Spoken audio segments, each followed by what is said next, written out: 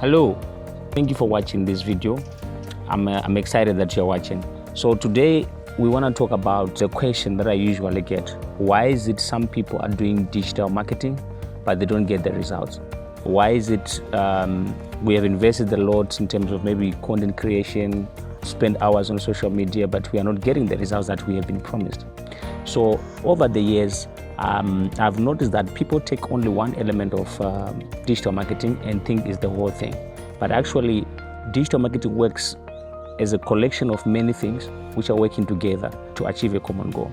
So to solve this problem, I have developed something that I call the digital marketing framework to make it easy for every executive, every leader, and every entrepreneur to understand the things and the gaps that they need to cover in order to have an effective digital marketing campaigns at a high level.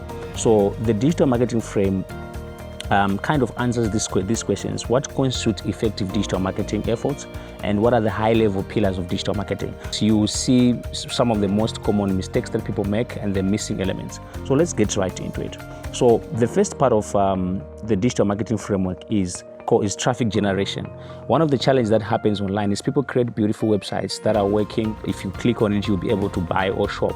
But what may happen is that you see that nobody's visiting the website, nobody's coming through the website. And that is a problem that most startups experience. So before you delve into your digital marketing and see how you can make money, you have to think about the people that you're looking for.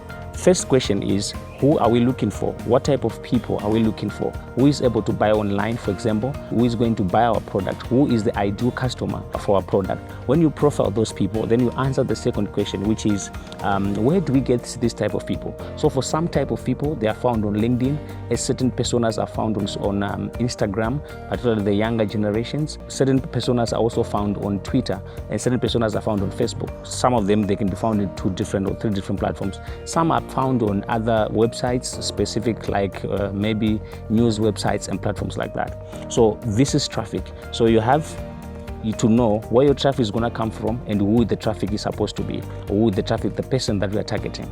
Then the second part is called lead generation. In lead generation, we have the traffic, we have the people coming through to the shop. Usually, people don't buy the first time they visit your shop. People don't buy the first time they see your website. So we have to have some kind of a lead generation. People have to take some action which is not the same as buying your product, which is not the same as doing business with you, but which makes them exchange contacts with you. So that's what we call lead generation. So for example, if an e-commerce, one way of doing lead generation is to give discounts. I'm sure I've been to an e-commerce shop where when you go there, when you're about to leave, they say, we're giving you a 10% discount for your first purchase. But to get this 10%, you need to give your email. When you put on your email, you get the 10% voucher. That is called lead generation. They have somebody who is likely to be interested in online shopping in the near future. So one of the challenges we have is we have people who do their marketing and they're asking for the ultimate action. They're asking me to spend my money immediately. They're asking me to buy something immediately. Meanwhile, maybe it's my first time to know about them, and challenges like that. So we have traffic. Then we now, second step is lead generation. The third step is when you have generated leads, you now need to do what is called lead nurturing, which is kind of encouraging the people to then come and buy again. So how do you do the nurturing? In an e-commerce scenario, you could send them emails with your new products or the things that you're offering. You could send them maybe your weekly top performer, like this product has done well this week, whatever ideas you have. But the lead nurturing idea is you continuously talk to your customers in a way that is adding value to them, such that they know about your brand, they know you exist, and they are encouraged to take the action that you want them to take. That is called lead nurturing. Then the fourth step is conversion. Conversion is when the actual action that we want them to take. For example, in an e-commerce scenario, it's buying. So let's say you are running a business like a consultancy, so you don't have anything you're selling online. A conversion could be a serious inquiry where somebody then comes and book a consultant appointment with you and they get to see you. So that would be a conversion. So one of the challenges we have currently in the market is that most people's websites and most people's platforms do not have conversions on top. So they would put up a flyer and put it on Facebook and with their phone number, and they ask you to call them and ask you to come through their offices. So in the end, they actually don't know which conversion came through the website, which one came through WhatsApp, which one came through Facebook, because apparently I think that's actually not digital marketing if you want, or maybe it's a very low level of digital marketing.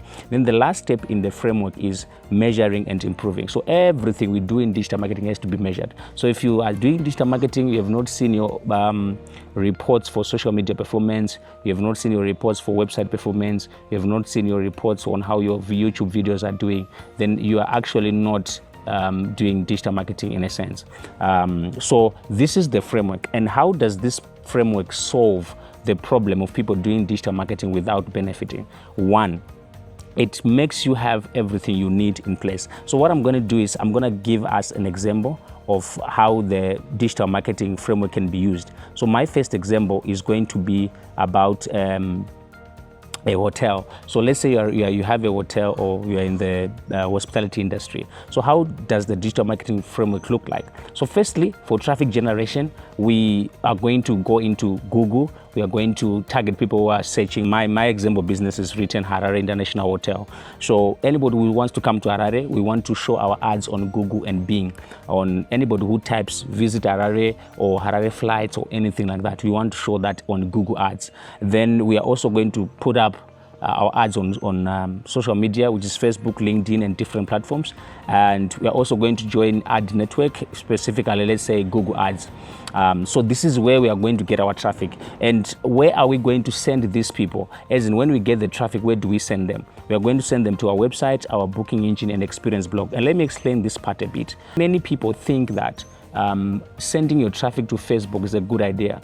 Many people think that sending referring people to your Twitter handle is a good idea. It's a good idea for people to get in touch with you, but it's not a good idea in general for e-commerce. The reason being, you want to build your audience around something that you own 100%, and your website is something that you own.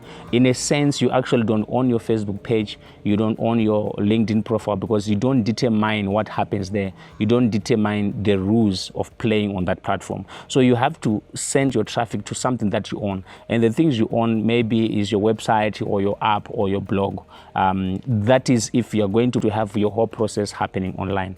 Then number two for this Harare International Hotel is lead generation. So how are we going to generate leads? We are going to create travel guides coming to Southern Africa, coming to Harare, coming to having safari in Zimbabwe, different travel guides. So we exchange these travel guides with people's contacts. That's how we are going to get our leads. Then from there, we are also going to move on to lead nurturing. So we are going to give, for example, trip planners, trip planner reminders. When you come in and you say you are coming on the 5th, you are going to leave on the 12th, and then you want to go here and go into our trip planner app, then we are going to send you reminders that, well, you're about to leave in 2 weeks' time. By this time, you should have your ticket bought. You should have done that. That's a lead nurturing. We are kind of encouraging and reminding our potential customer about the promises they made.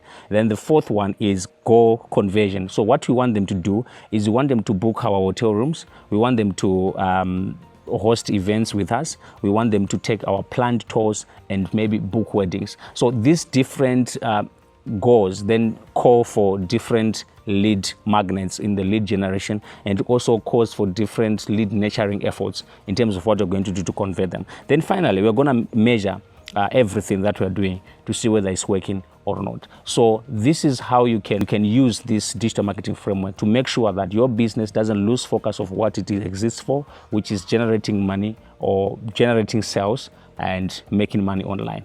Thank you for listening to this. Bye-bye.